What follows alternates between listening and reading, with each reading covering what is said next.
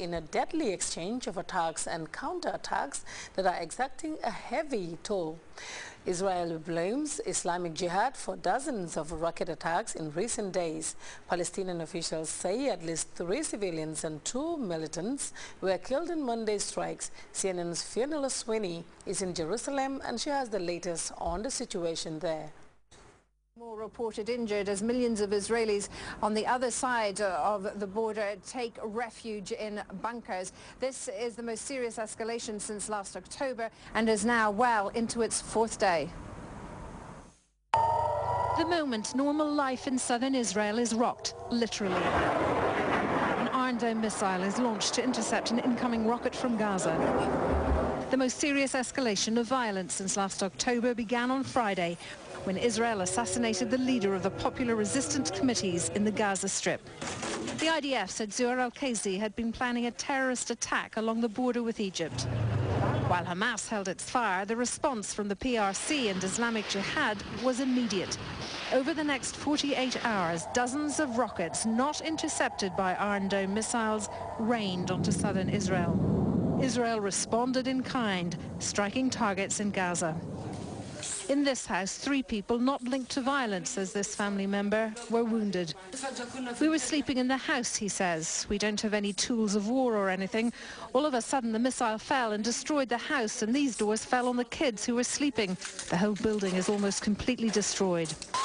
At the funeral for a 12-year-old boy killed, say Palestinian medical officials on his way to school, vows to avenge Palestinian deaths, anger at Israel. While in southern Israel, residents hold their collective breath. The sound of a rocket being intercepted this time. Amid the collective sigh of relief, anger at the Palestinians. They will not stop firing because if they were smart, they would have stopped already, says this man. Instead, they are firing on innocent people. They want a missile to fall on a kindergarten. We have to deal with them, says this man. We want quiet. If there's no quiet here, there will not be quiet there. Residents on both sides wait to see how much of an appetite there is on the other side for a sustained barrage. Well, there does appear to be an appetite on both sides. The Iron Dome intercept system helping Israel prolong this number of airstrikes in Gaza. But in Gaza, Islamic Jihad holding a news conference today saying that it still had the appetite to keep fighting and warning Israelis to return to their bunkers. So we're into the 4th day. It remains to be seen whether or not this will continue well into the week. Well, over now to sports. The Gambia Cricket Association is building on the association's latest successes in the area of grassroots development. The GCA recently embarked on crucial coaching clinics in Birkama, where the association is intensifying efforts to build a core of young cricket players.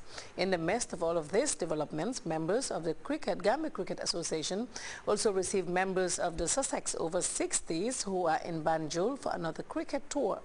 Babuka Sengo has more on that story.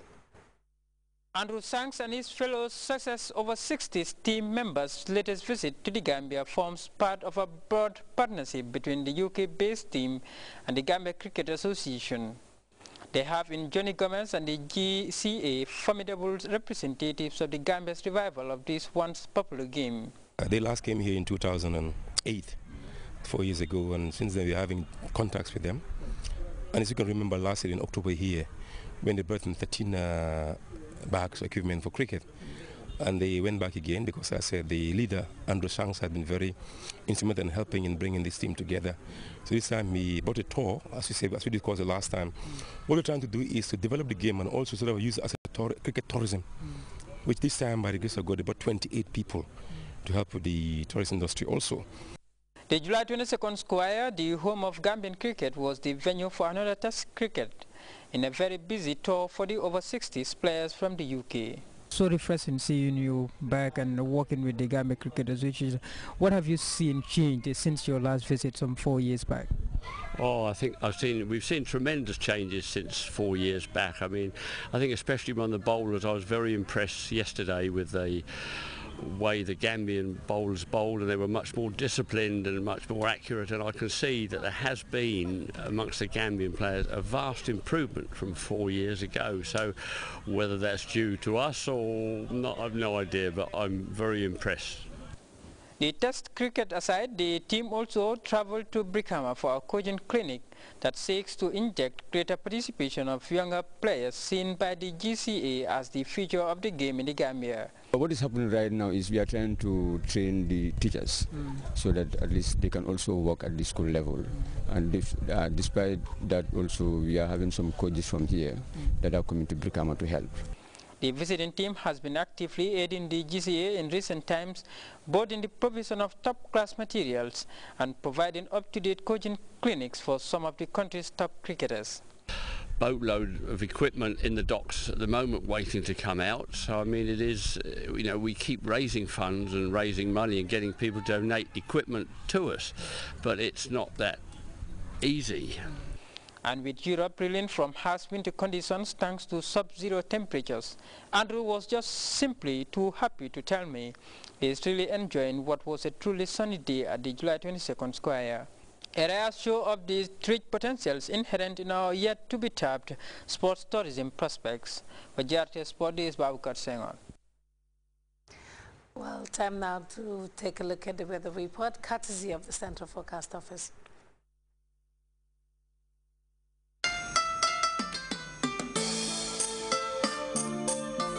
The Gambia is endowed with a wonderful landscape full of baobab trees. Like its Cape Point in Bakau, it is one of the most exotic sceneries in the world. The baobab tree is a symbol of resilience, wisdom, and resourcefulness. For the baobab tree provides good food in times of hunger, rents its bark for medications, and its sap for glue. In the Gambia, there is a company like the baobab tree, 100% African and purely Gambian in all aspects. In know-how, design, value, capital, and management. That company is Elton. Elton, employing hundreds of Gambians and proudly associating itself with development in the Gambia. Elton, side by side with the Gambia.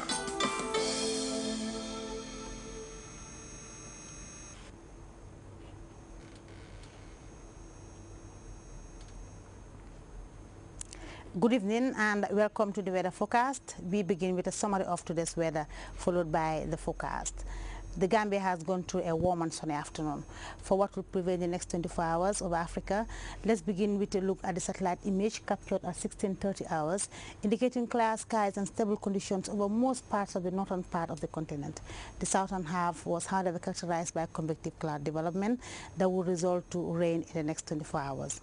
Over the Gambia tonight, we are expecting a relatively warm and hazy atmosphere across the country. Day tomorrow will be mainly warm and sunny. It will, however, be hazy over some parts of the country as well. Winds will continue to be northeasterly in orientation, but will be generally light to moderate in speed. Morning temperature values are expected to be 21 degrees Celsius over Banjul. We are expecting 22 degrees Celsius over Yundum, Kerawan, Sibanor. Ginoy will record 23 degrees Celsius as well as the rest of the country. Top temperatures will be 35 degrees Celsius over Banjul. We are expecting 36 degrees Celsius over Yundum, Kerawan, and Sibanor. Ginoy will record 38 degrees Celsius, likewise Kaur and Sabo. Yanjambure Basi will be 39 degrees Celsius. Fatoto will be 40 degrees Celsius tomorrow afternoon. For those going to sea, low tides are expected to be 0.23 meters at 7 minutes past 7 in the morning and 0.36 meters at 23 minutes to 8 o'clock in the evening. High tides will be 1.70 meters at 12:58 in the afternoon, in the morning rather, and 1.67 meters at 28 minutes to 2 o'clock in the afternoon. Wave heights will vary between 1 to 2 meters and will be mainly northwesterly swells. The sun will rise at 7:15 and will set at 17 minutes past 1900 hours. With that, it's now time for the Well, thank you, Yasin. Before we go, reminder of headlines. The Cabinet met today to discuss the Gambia's response to the massive crop failure affecting the Sahel region. The Gambia Emergency Agricultural Production Project has doled out farm inputs to farmers from in rural farming communities. A lone U.S. soldier has gone on a rampage and shot dead 16 Afghan civilians in cold blood. And the Israeli